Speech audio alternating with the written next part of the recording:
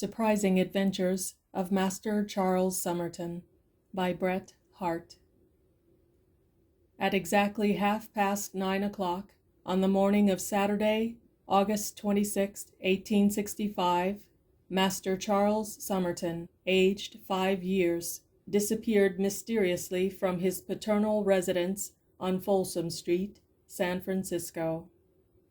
At 25 minutes past 9 he had been observed by the butcher, amusing himself by going through that popular youthful exercise known as turning the crab, a feat in which he was singularly proficient. At a court of inquiry, summarily held in the back parlor at 10:15, Bridget, cook, deposed to have detected him at 20 minutes past 9 in the felonious abstraction of sugar from the pantry, which, by the same token, had she known what was, "a-comin'," she'd have never prevented. Patsy, a shrill-voiced youth from a neighboring alley, testified to have seen, "Chowley," at 9:30 in front of the butcher's shop round the corner. But as this young gentleman chose to throw out the gratuitous belief that the missing child had been converted into sausages by the butcher, his testimony was received with some caution by the female portion of the court, and with downright scorn and contumely by its masculine members. But whatever might have been the hour of his departure, it was certain that from 10:30 a.m. until 9 p.m., when he was brought home by a policeman, Charles Summerton was missing.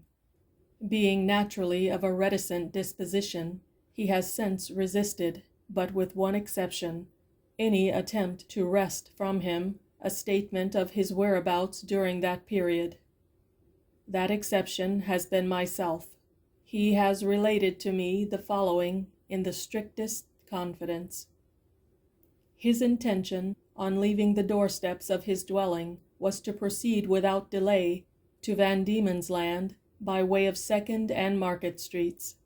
This project was subsequently modified so far as to permit a visit to Otaheite, where Captain Cook was killed.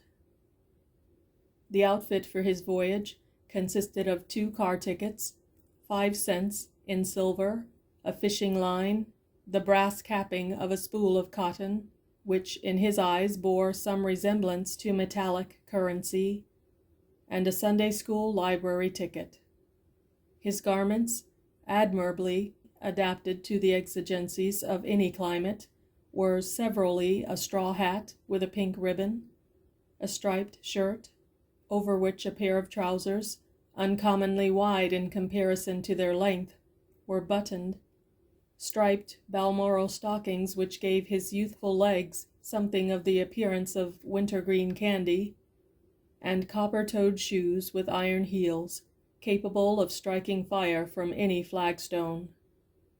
This latter quality Master Charlie could not help feeling would be of infinite service to him in the wilds of Van Diemen's Land, which, as pictorially represented in his geography, seemed to be deficient in corner groceries and matches. Exactly as the clock struck the half-hour, the short legs and straw hat of Master Charles Summerton disappeared around the corner.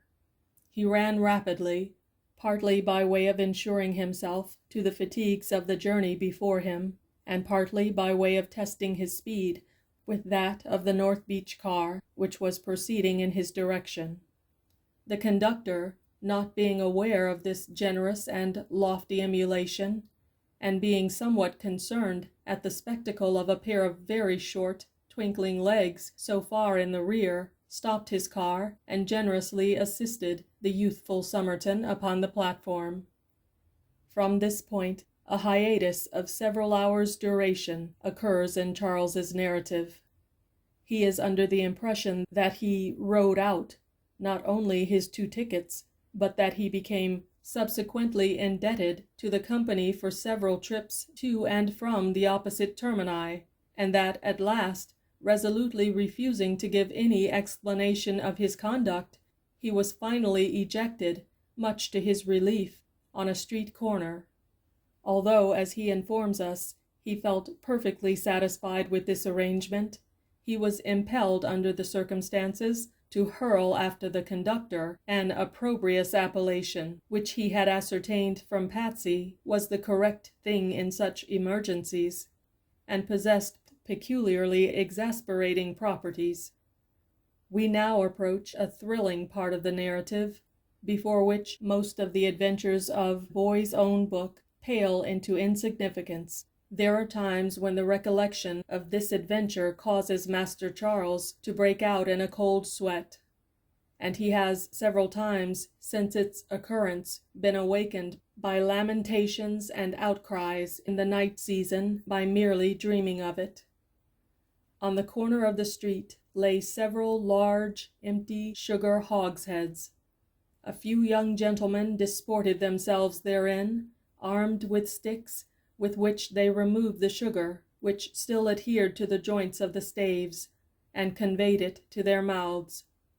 Finding a cask not yet preempted, Master Charles set to work, and for a few moments revelled in a wild saccharine dream, whence he was finally roused by an angry voice and the rapidly retreating footsteps of his comrades.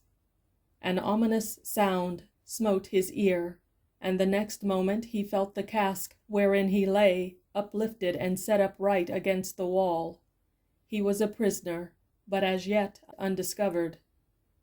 Being satisfied in his mind that hanging was the systematic and legalized penalty for the outrage he had committed, he kept down manfully the cry that rose to his lips.